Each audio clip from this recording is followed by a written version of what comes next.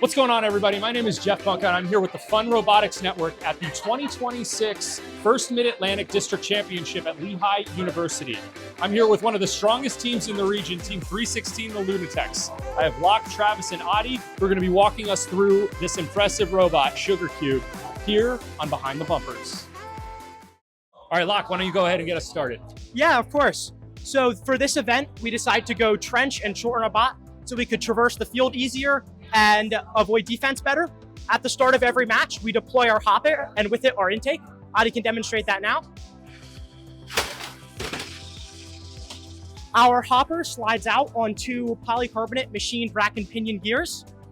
We drive these inside with a Kraken X44 and use a 24-2 reinforced pulley from Last Anvil to ensure that the flanges won't break. The intake is pushed down by two pins we have, and once it's down, it locks in place with ratchets, so it can't come back up. Adi can run the intake and show you how a fuel will be intake. We have two rollers here, and they shoot the ball up into our roller floor. We have rubber on the two rollers farthest away from our shooter and the three closer to it, because we found those are the rollers most important for grip. All of these rollers are belted together and spinning, but they're not spinning at the same speed. These rollers get progressively faster. So this one is spinning 3% faster than this one's spinning 3% faster than this one, all the way up. This means that we're really pulling fuel into our shooter from back in the tower and not pushing it from the back, risking jamming. Before we get to our next segment, we'd like to thank the following. Kettering University's cutting-edge programs and their experiential co-op model seamlessly blend the professional and academic worlds, offering hands-on, future-focused learning that empowers students to pursue new ideas and inspires other institutions to follow their lead. Don't just be ahead of the curve, create the curve. Get more information at kettering.edu/first. As you're getting ready for the competition season, think AndyMark as your one-stop shop for all your team needs. AndyMark's Launcher in a Box is a configurable solution that so many teams are finding success with for the rebuilt season. Also available at AndyMark.com, the AMPD AndyMark power distribution board that provides 24 40-amp independently fused output channels for safe, reliable power distribution. That's AndyMark.com. Locke, let me ask you something. So This is an iterated version of your robot. You guys look very different in week one. What do you think was the hardest part of converting this subsystem, the intake and the roller floor system, from a much taller robot to a much shorter robot? Yeah, so the intake and hopper stayed primarily the same. We just had to cut off a lot of material up here, and the intake wasn't really changed at all. What changed the most was over here are tower side plates. These are held together with nut strips. We use a lot of nut strips on our bot. We get them from Last Anvil. And we had to remove a lot of rollers on this section to shorten it, and also shorten this back piece we have here. For this tower, the other mechanisms stayed pretty much the same. We have a middle roller here, which rolls up with these back rollers. And you can actually see that the surface speeds are matched on here. So if we pull up a fuel, there's no rotation in here. It stays oriented the same way. And we use these rollers to get the ball up to the speed for our shooter. And then at the very end here, we have a kicker wheel, it's our accelerator wheel, and that accelerates it to the proper speed of the shooter drum. They're linked via software. And also, since it's against the static back piece, introduces some backspin to get it out of our shooter drum. Our shooter drum is a 7-pound steel drum. It's driven by 4 Kraken X60s, which are down here. And they're pretty low to the ground. We've done that with all of our motors to have a low center of gravity and also make it easier to wire. Awesome. Travis can talk more about our wiring and electrical systems. Yeah, so something we decided to do different this year was make a brain pan. So this year we decided that we would do a brain pan because last year we were having trouble accessing the components because of our tower. So yeah, something that we also did different is we added the canivore this year, which is right here.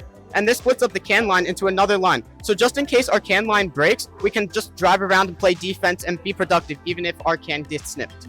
Something else I'd like to point attention to is our underglow. This gives the driver communication based on what is happening. So if we're intaking, it'll blink blue, and when we're shooting, we're going to be a constant blue. And then this is kind of just our default right here. And so yeah, something else is for a few years now, we've been using SB120 connectors on our batteries. This makes it so that we can use 2 and 4 gauge wires. While most teams use SB50, we use this. And we also realized that last competition we were tripping our main breaker a lot because of how much ampage we were using. So we fixed that by putting current limits on, and we also have another thing programming so that we don't brown out. Adi, would you like to talk about that? Of course. So at our last competition, we were having issues with browning out, and we solved this by implementing current limits in our software. And power management has really been a big thing because we're running 18 motors at once when we're shooting on the move, which is what we do in auto and teleop. So in auto, at this competition, we debuted some new autonomous routines. We do shooting on the move in auto, and we're able to do this by using interpolating maps of both our shooter wheel, which we're able to run at different RPMs, and our hood, which we're able to adjust at different angles and compensate for our movement that we're doing. And this allows us to score about 80 balls in auto.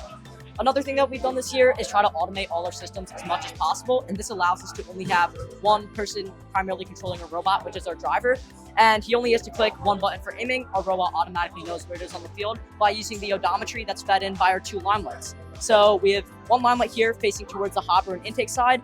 In auto, we were using this for game piece detection when we were a bump robot, and this really helped because usually trench robots would get there before us and disrupt all the balls. So we would use game piece detection using a neural detector network and go to where the balls actually were versus just a predetermined path.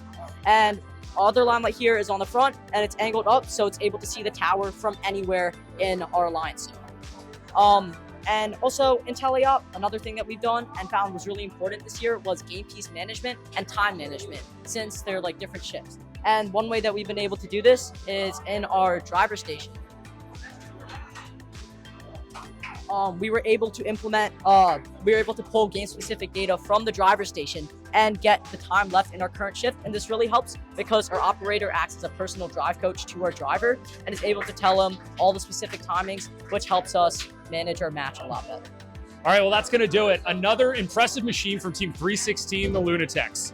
Thank you to Locke, Travis, and Adi for presenting this awesome piece of engineering. And that's going to do it for us today on Behind the Bumpers. Thanks for watching. Don't forget to like, subscribe, and click the bell to stay up to date on future fun videos.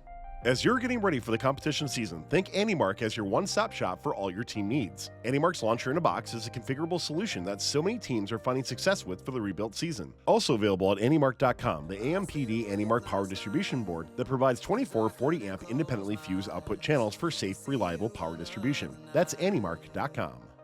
Kettering University's cutting-edge programs and their experiential co-op model seamlessly blend the professional and academic worlds, offering hands-on, future-focused learning that empowers students to pursue new ideas and inspires other institutions to follow their lead. Don't just be ahead of the curve, create the curve. Get more information at kettering.edu/first.